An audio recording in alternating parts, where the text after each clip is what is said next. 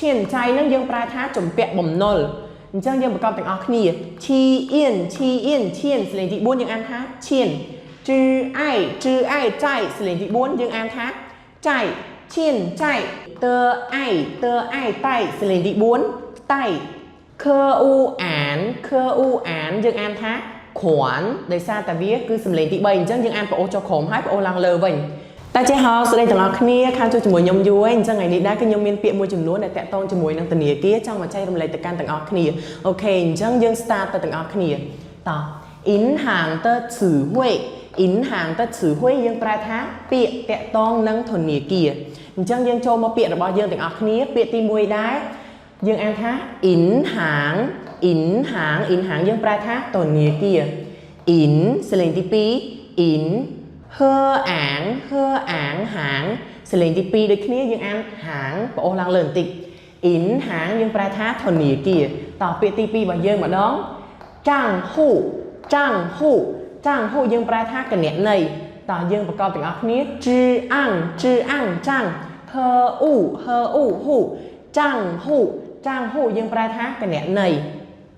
ពាក្យទី3ខាយហ៊ូយើងប្រែថាបើគណនេយ្យតើយើងប្រកបទាំងអស់គ្នាខអាយខាយហើអ៊ូហ៊ូខាយហ៊ូយើងប្រែថាបើគណនេយ្យតើអញ្ចឹងយើងបន្តមកពាក្យទី4ទាំងអស់គ្នាពាក្យទី4យើងប្រែថាស្យាវហ៊ូយើងប្រែថាបិទគណនេយ្យយើងរៀនប្រកបទាំងអស់គ្នាស៊ីយ៉ាវសលេងទី1ស្យាវយើងអានស្មើហើអ៊ូហ៊ូសលេងទី4យើងអានសង្កត់ចុះក្រោមហ៊ូ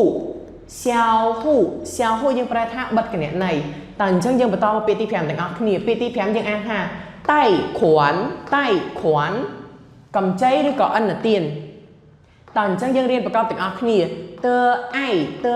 តៃសលេងទី4តៃខអ៊ូអានយើងអានថាគ្រាន់ដោយសារតែវាគឺសំឡេងទី3អញ្ចឹងយើងអានប្អូសចុះក្រោមហើយប្អូសឡើងលើវិញ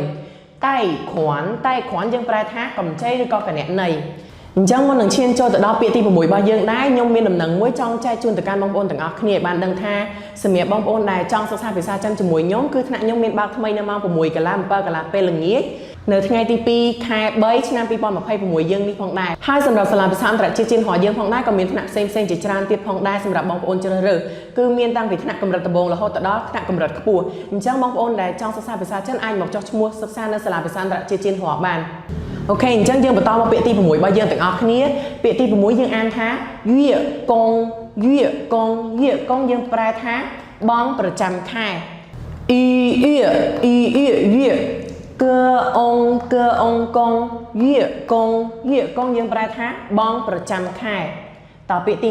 7លីស៊ីយើងប្រែថាការប្រាក់អញ្ចឹងយើងប្រកបទាំងអស់គ្នាលើអ៊ីលីស៊ីលីស៊ីយើងប្រែថាការប្រាក់អញ្ចឹងយើងចូលមកពាក្យទី8របស់យើងចៃអ៊ូយើងប្រែថាបំណុលអញ្ចឹងយើងប្រកបទាំងអស់គ្នាជឺអៃចៃសលេងទី4យើងអានចៃអ៊ូយើងប្រែថាបំណុលតើអញ្ចឹងយើងបន្តមកពាក្យទី9របស់យើងអានថាឈៀនចៃនឹងយើងប្រែថាជំពាក់បំណុលអញ្ចឹងយើងប្រកបទាំងអស់គ្នាឈីអៀនឈៀនសលេងទី4យើងអានថាឈៀនជឺអៃចៃសលេងទី4យើងអានថាចៃឈៀនចៃយើងប្រែថាជំពាក់បំណុលអញ្ចឹងយើងចូលមកពាក្យចុងក្រោយរបស់យើងទាំងអស់គ្នាពាក្យទី10ចៃឈៀនរិនយើងប្រែថាម្ចាស់បំណុលអញ្ចឹងយើងប្រកបទាំងអស់គ្នាជឺអៃចៃឈីអឿនឈឿនមាត់ស្រួចឬអិនរិនចៃឈឿនរិនយើងប្រែថាម្ចាស់បំណុលអូខេអញ្ចឹងថ្ងៃហ្នឹងគឺពាក្យរបស់យើងមានតែប៉ុណ្្នឹងទេអរគុណជម្រាបលា